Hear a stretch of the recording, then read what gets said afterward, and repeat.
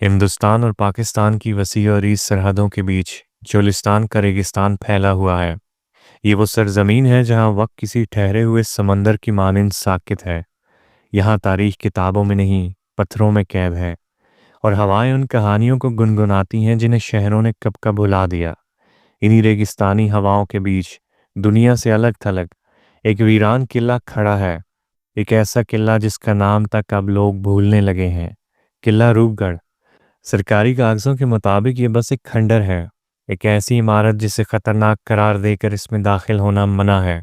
लेकिन इसके आसपास के चंद बचे कुचे गांव वालों के लिए ये एक जिंदा जहन्नुम है। एक ऐसी जगह जिसके बारे में इनके पुरखों ने एक ही नसीहत की थी कि जब रूपगढ़ की दीवारें रोएं तो इसकी तरफ पीट करके दौड़ जाना। सालों से ये फसाने चल रही हैं कि किले में खजाना है। कुछ कहते हैं एक राजा ने अपनी दौलत दीवारों में चुनवा दी थी। कुछ कहते हैं अंग्रेजों का सोना इन्हीं दीवारों में दफन है।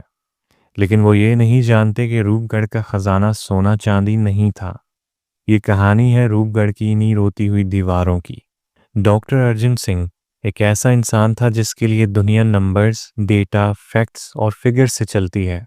इसके लिए लॉजिक ही इसका मजहब था। इसकी जिंदगी में रिवायत, कहानी और अफसाने का मतलब था झूठ या इंसानी दिमाग का फतूर। दिल्ली की अपनी जदीद तरीन लैब में बैठा वो यूरोपीय स्पेस एजेंसी से खरीदी गई हाई रेजोल्यूशन सैटेलाइट इमेज को देख रहा था। रूपगढ़ के किले की 3D तस्वीर पर एक जगह लाल रंग का दायरा बना था जिसमें अलग अलग रंग के डेटा पॉइंट्स दिखा रहे थे।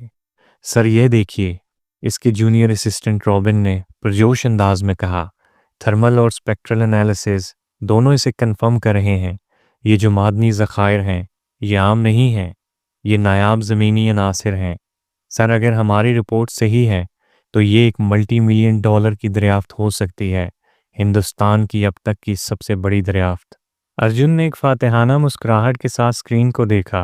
और लोग कहते हैं वहाँ भूत है, इसने तंजिया लहजे में कहा। इसने अपनी स्क्रीन पर एक दूसरी विंडो खोली। बरतानवी राज के 1888 के जियोलॉजिकल सर्वे ऑफ इंडिया के रिकॉर्ड्स की स्कैन शुदा कॉपी, जिसमें मेजर चार्ल्स मैकग्रोगर ने लिखा, किला रूपगढ़ के बुनियादी पत्थरों में गैर मामूली मादनी ज़खायर पाए गए हैं। मकामी आबादी ताउन करने से इनकारी है और रोती दीवारों और आबाई रूहों के बारे में फजूल और परेशान कुन तोहमात का हवाला देती है जो एक गैर मौजूदा ख़जाने की हिफाजत करती है। मेरी राय में ये कबायली काहिल और महज मुशक्क़त से बचना चाहते हैं। अर्जुन के लिए मंसूबा बिल्कुल साफ था। वो रूपगढ़ जाएगा, पत्थरों के नमूने लेगा और दरियाफ्त को 100% यकीनी बनाएगा और तारीख के पन्नों में अपना नाम लिखवा देगा। इसकी नज़र में कहानियाँ, रिवायतें और डर सिर्फ अनपढ़ लोगों की बनाई हुई बातें हैं जिन्हें साइंस की एक ठोकर ही काफ़ी है। दूसरी तरफ हज़ारों किलोमीटर दूर लाहौर के अपने पुराने आबाई घर में डॉक्टर फातिमा खान तारीख के पन्नों में अपने ख़ानदान को ढूंढ रही थी। वो एक ओरल हिस्टोरियन थी। इसकी महारत इन लोगों की कहानियों को रिकॉर्ड करना थी जिन्हें आज़ादी और बंटवारे के शोर में तारीख ने भुला दिया था। इसकी मेज़ पर एक पुरानी चमड़े की जिल्द वाली डायरी पड़ी थी। ये इसके परदादा इब्राहिम खान की डायरी थी। इब्राहिम खान रूपगढ़ के आखिरी किलेदार थे। 1947 के खूनी हंगामों में इब्राहिम खान और इनका पूरा कुंबा, जिसमें औरतें और बच्चे भी थे, लापता हो गया था। All India partition relief committee की 1948 की फाइल में बस इतना लिखा था कि रूपगढ़ बहावलपुर रीजन की वो आबादी जो फसादात के दौरान गायब हो गए हैं, इनको हलाक तस्वुर किया जाता है। फातिमा ने डायरी का एक सफ़ा खोला। इसके परदादा की लिखाई खूबसूरत पुराने तर्ज की थी। हर लफ्ज़ में एक अजीब सा सुकून था। डायरी में लिखा था, 12 अगस्त 1947। हवा में एक अजीब सी वहशत घुल गई है। लोग एक दूसरे से नज़रें चुरा कर बात करते हैं। किले की दीवारों को जैसे बुखार हो गया है। रात को इनमें से नमी निकलती है, जैसे ये इंसानों की तरह पसीना बहा रही हों। यहाँ के बुजुर्ग कहते हैं कि ये दीवारें रोती हैं। इनका रोना बदशगुनी है। कहते हैं जब ये रोती हैं तो मौत का पैगाम लाती हैं। मुझे ये सब वहम लगता है, लेकिन दिल में एक खौफ है जो समझ नहीं आ रहा। फातिमा के लिए ये सफ़र साइंस या पैसों के लिए नहीं था। ये अपने वजूद, अपनी जड़ों की तलाश थी। वो रूपगढ़ जाकर ये पता लगाना चाहती थी कि इसके ख़ानदान के साथ आखिरी दिनों में क्या हुआ था। वो इन्हें एक कब्र एक अंजाम एक दुआ देना चाहती थी। इसकी गाड़ी का रुख भी रूपगढ़ की तरफ था। एक तरफ अर्जुन पत्थरों में अपना मुस्तकबिल ढूंढने जा रहा था और दूसरी तरफ फातिमा इन्हीं पत्थरों में अपना माजी। दोनों इस बात से अनजान थे कि रूपगढ़ ना मुस्तकबिल देता है और ना माजी बताता है। वहां जाने वालों का अंजाम कुछ और ही होता है। रूपगढ़ के पास का छोटा सा गांव खेर वाला वक्त में 70 साल पीछे रह गया था। वहां ना पक्की सड़कें थी ना मोबाइल के सिग्नल। वहां बस धूल, खामोशी और कुछ झुर्रियों वाले चेहरे थे जिनकी आंखों में एक अजीब सा डर रहता था। अर्जुन की चमचमाती एसयूवी और फातिमा की पुरानी मजबूत जीप जब गांव में दाखिल हुई तो इनका इस्तकबाल खामोश, घूरती हुई निगाहों से हुआ। बच्चे खेलते खेलते रुक गए और औरतें अपने घरों के दरवाजों में छुप गईं। दोनों की मुलाकात गांव के इकलौते चाय के खोखे पर हुई। अर्जुन ने अपना तारुफ एक सरकारी जियोलॉजिस्ट के तौर पर दिया जिसके पास रिसर्च परमिट था। फातिमा ने बताया कि वो अपने खानदान की तारीख पर डॉक्यूमेंट्री बना रही है। दोनों ने एक दूसरे के कागजात देखे और एक अनकही पेशेवराना दुश्मनी शुरू हो गई। अर्जुन को फातिमा एक जज्बाती, पागल औरत लगी जो भूत प्रेत की कहानियों में उलझी थी। फातिमा को अर्जुन एक लालची, बेरहम इंसान लगा जो एक मासूम सी जगह को अपनी लालच के लिए खोदना चाहता था। गांव के एक बुजुर्ग जिनका नाम बाबा नूर था और जिनकी उम्र 90 के करीब होगी, इनके पास आए। इनकी आंखों में सदियों की थकान और एक अनदेखा खौफ था। इनके परदादा इस कत्लेआम के वाहिद गवाह थे जो उन्होंने बचपन में देखा था और ये कहानी इन्हें विरासत में मिली थी। बाबा नूर ने जमीन पर लकड़ी से कुरेद कर एक किले का नक्शा बनाया। फिर इसने पास पड़े एक मटके से पानी लिया और इस नक्शे पर छिड़क दिया जैसे दीवारें गीली हो गई हों। इसने अपनी कपकपाती हुई झुर्रियों भरी उंगली उठाकर इन दोनों की तरफ इशारा किया और बस इतना कहा, जब दीवारें रोएं तो भाग जाना, वरना वापसी मुमकिन नहीं होगी। अर्जुन ने इसे एक जाहिलाना वहम समझकर नजरअंदाज कर दिया और दिल ही दिल में बुड़बुड़ाया, दीवारों पर जमी नमी को रोना कहते होंगे, और हंस पड़ा। अगले दिन सुबह वो दोनों किले की तरफ चल पड़े। रूपगढ़ दूर से किसी सोए हुए जानवर जैसा लग रहा था। इसके पिलर टूटे हुए थे, दीवारें वक्त के थपेड़ों से जख्मी थीं। गेट का भारी लकड़ी का दरवाज़ा कब का टूटकर धूल में मिल चुका था। अंदर कदम रखते ही एक अजीब, बहुत भारी खामोशी ने इनका इस्तकबाल किया। ये शहरों की खामोशी नहीं थी जिसमें फिर भी कोई ना कोई आवाज़ होती है। ये एक मौत जैसी खामोशी थी, ऐसी खामोशी जिसमें परिंदों की आवाज़ भी नहीं थी। हवा में सांस लेना महसूस हो रहा था। हैरत अंगेज फने तामीर, अर्जुन ने अपने साइंसी आलात निकालते हुए कहा। इसने एक हैंड हेल्ड स्पेक्ट्रोमीटर ऑन किया। स्कैनर फौरन बीप करने लगा। देखा, मैंने कहा था ना, यहाँ मादनी ज़खायर हैं, ये सोने की कान है। फातिमा ने इसकी बात अनसुनी कर दी। वो अपने परदादा की डायरी के नक्शे के हिसाब से चल रही थी। वो एक छोटे से अंधेरे हिस्से में पहुंची जो शायद रिहायशी कमरे थे। अंदर घुटन और उदासी थी। वहां जमीन पर इसे एक बच्चे का टूटा हुआ चांदी का कड़ा मिला, बिल्कुल वैसा जैसा इसकी दादी की तस्वीरों में था। एक कोने में एक टूटा हुआ चश्मा भी पड़ा था। ये सब इसके खानदान का था। इसकी आंखों में आंसू आ गए। इसका सफर सही साबित हो रहा था। तभी अर्जुन ने इसे बुलाया। फातिमा, यहाँ आओ, ये देखो, ये अजीब है। दीवारों पर जगह जगह काले रंग की मखमल जैसी एक चीज उगी हुई थी। ये आम फंगस जैसी नहीं थी। इसका रंग इतना गहरा काला था जैसे वो रोशनी को भी अपने अंदर खींच रही हो। इससे कोई बदबू नहीं आ रही थी। वो बस वहां थी, खामोश और मुंतजिर। अजीब नमूना है, अर्जुन ने कहते हुए एक जरासीम से पाक प्लास्टिक बैग में इसका एक छोटा सा नमूना ले लिया। शायद ये एक फंगस है जो इन मादनियात पर पलता है। इसकी साख्त बहुत अजीब है। लैब में चेक करूंगा। इन्हें इस बात का बिल्कुल भी अंदाज़ा नहीं था कि वो नमूना कोई बेजान पौधा नहीं बल्कि रूपगढ़ की कैद की हुई रूह थी जो अगस्त 1947 के इस भयानक दिन की दहशत, चीखें और आखिरी सांसें अपने अंदर समेटे हुए थी। जैसे जैसे शाम ढलने लगी, मौसम ने अचानक करवट बदली। आसमान पर काले बादल ऐसे छा गए जैसे रात वक्त से पहले आ गई हो। रेगिस्तानी हवा में एक अजीब सी ठंडक और नमी घुल गई। एक हल्की सी तेज बारिश हुई और 10 मिनट में ही बंद हो गई। किले के अंदर दर्जा हरारत तेजी से गिरा और तब वो हुआ। किले के अंदर की पत्थर की दीवारें जो दिन भर सूरज की तपिश से गर्म थीं, अब बाहर की ठंडी हवा से टकरा रही थीं और नमी हरकत में आई। दीवारों पर पानी की छोटी छोटी बूंदें उभरने लगीं। पत्थर की सतह गीली हो गई और इन बूंदों पर जब रोशनी पड़ रही थी तो ऐसा लग रहा था जैसे कोई इंसान रो रहा हो और इसके गालों पर आंसू बह रहे हों। दीवारें सच में रो रही थीं। यही वो कैफियत थी जिसके बारे में बाबा नूर ने खबरदार किया था।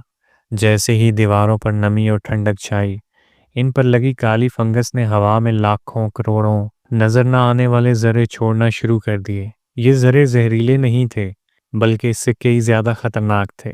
ये इंसान के दिमाग के इस हिस्से पर हमला करते थे जो इंसान के जज्बात, डर और पुरानी यादों को काबू करता है।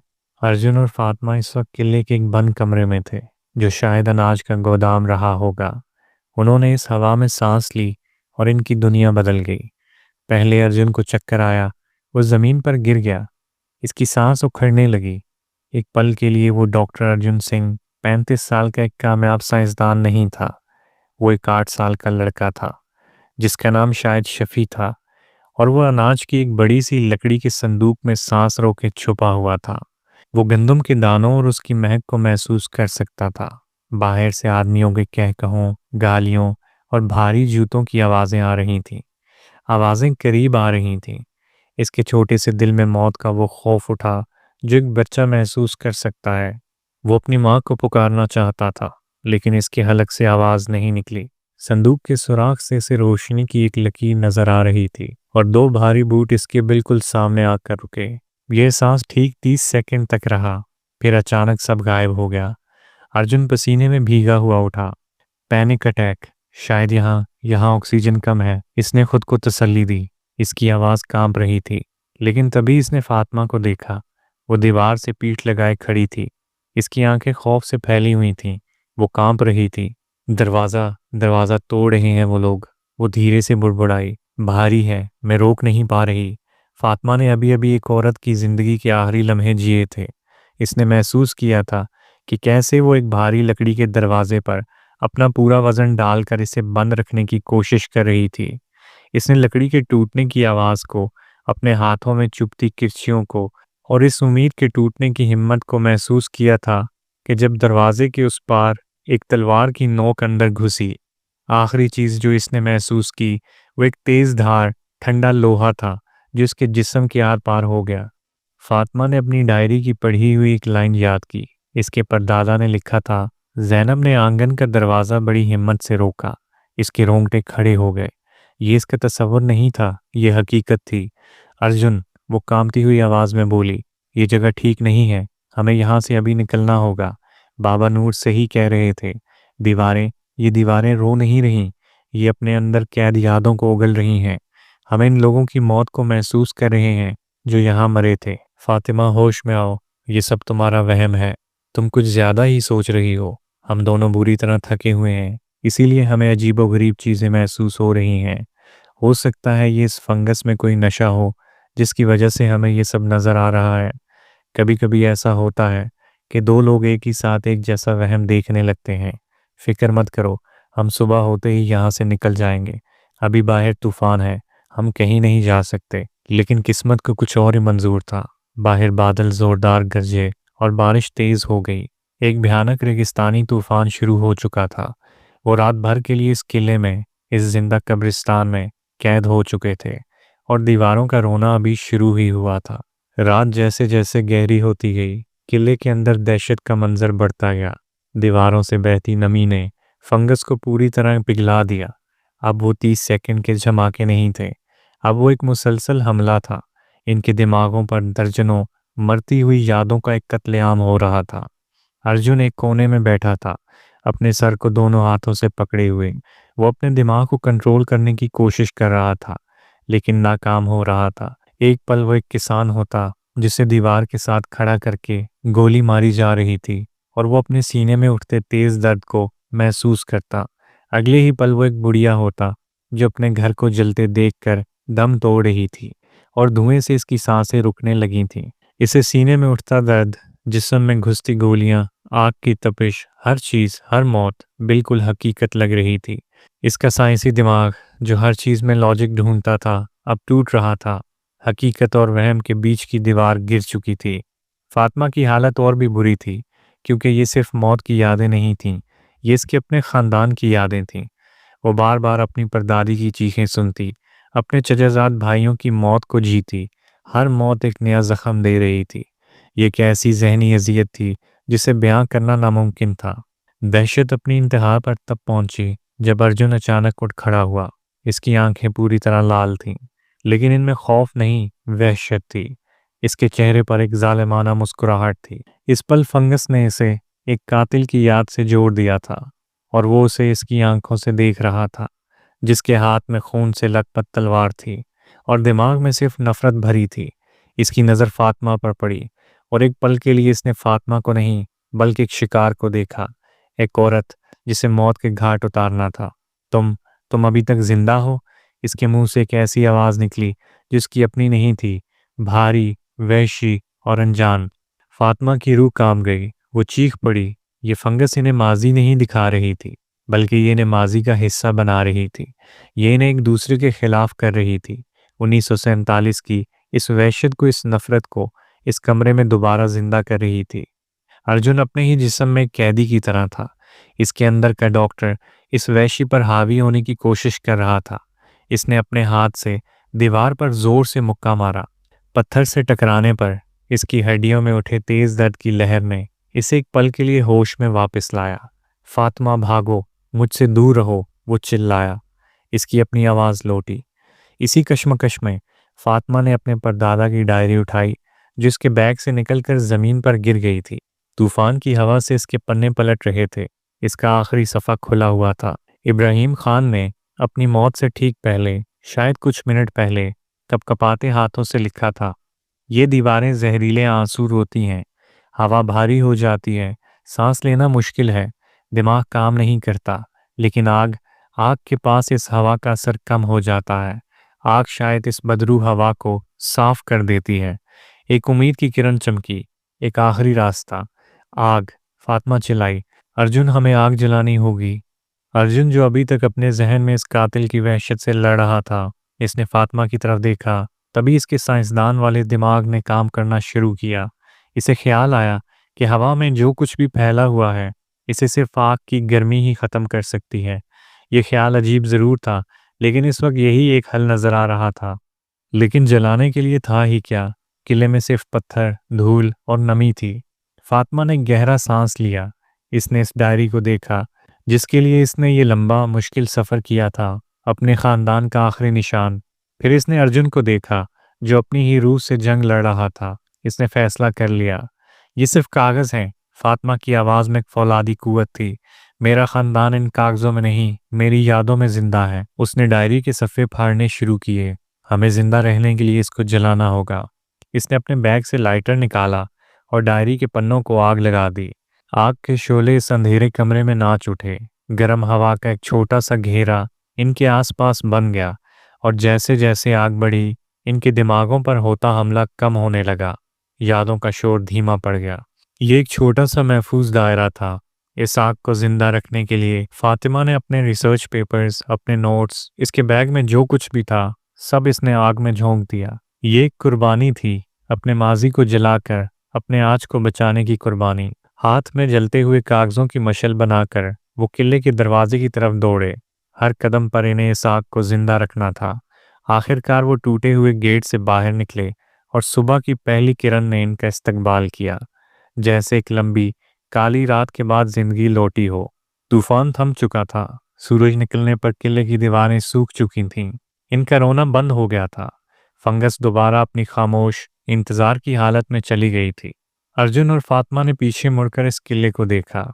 अब वो इनके लिए एक खंडर नहीं था, वो एक कब्रिस्तान था, एक ऐसी जगह जहां मौत सिर्फ एक बार नहीं आती, बल्कि हर उस रात आती थी जब दीवारें रोती थीं। अर्जुन ने फातिमा को अलविदा कहा और वापस दिल्ली लौटकर अर्जुन ने वो नमूना लैब टेस्ट में दे दिया, जो नमूना इसने बैग में लिया था। इस नमूने की रिपोर्ट आ चुकी थी। रिपोर्ट पढ़कर इसके जिस्म में एक ठंडी लहर दौड़ गई। रिपोर्ट में लिखा था, ये फंगस एक खास किस्म की है। इसके अंदर एक ऐसा अनोखा केमिकल है जो आम नशों की तरह सिर्फ वहम पैदा नहीं करता, ये सीधा दिमाग के उस हिस्से पर असर करता है जहां इंसान का डर और इसकी पुरानी यादें जमा होती हैं। ये फंगस कई सालों से अपने आसपास होने वाले वाक़यात के गहरे जज़्बाती निशान जैसे शदीद खौफ और दर्द अपने अंदर जज़ब करती रही है। फिर जो कोई भी इसकी हवा में सांस लेता है, ये इसे वो पुरानी यादें और एहसासात बिल्कुल सच की तरह महसूस करवाती है, जैसे ये सब कुछ इसी के साथ हो रहा हो। साइंस ने भी ये मान लिया था कि इस खौफनाक रात को उन्होंने जो कुछ महसूस किया वो सच था। सरकारी फाइल में रूपगढ़ के वाक़ये को ये कहकर बंद कर दिया गया कि वहाँ हवा में कोई नामालूम नशीली चीज़ थी, जिसकी वजह से ये हादसा हुआ, और अर्जुन की कीमती पत्थरों वाली रिपोर्ट को भी दबा दिया गया ताकि इस खतरनाक जगह के बारे में जानकर कोई और वहाँ जाने की कोशिश ना करे। दूसरी तरफ फातिमा खान को वो मिल गया था जो वो ढूंढने गई थी, अपने खानदान का सच। लेकिन ये एक ऐसा सच था जिसे वो कभी दुनिया को बता नहीं सकती थी। अर्जुन सिंह ने भी एक ऐसी दरियाफ्त की जो साइंस की किताबों में कभी नहीं छुपेगी। इसने इंसानी डर की असलियत को इसकी सबसे भयानक शक्ल में देखा था। रूपगढ़ का किला आज भी इस रेगिस्तान में खड़ा है, वीरान, खामोश। इसके पत्थरों में एक पूरी नस्ल की मौत की आखिरी चीखें, इनका आखिरी खौफ, इनकी आखिरी नफरत कैद है, और इंतज़ार कर रहा है अगले तूफान और अगली बारिश का, जब एक बार फिर इसकी दीवारें रोएंगी। आपको ये कहानी कैसी लगी? कमेंट्स में अपनी राय का इज़हार ज़रूर कीजिएगा। अगर आपके पास भी कोई ऐसी कहानी है जो आप हमारे प्रोग्राम में शामिल करना चाहते हैं, तो हमें हमारे दिए गए ईमेल पर आप अपनी कहानी भेज सकते हैं। हम उसे अपने प्रोग्राम में ज़रूर शामिल करेंगे। वीडियो को लाइक करके चैनल को सब्सक्राइब कर दीजिएगा। इससे हमारी हौसला अफजाई होगी और हम आपके लिए ऐसी और कहानियाँ लाते रहेंगे। अपना बहुत सा ख्याल रखिएगा। अगली वीडियो तक के लिए अल्लाह हाफ़िज़।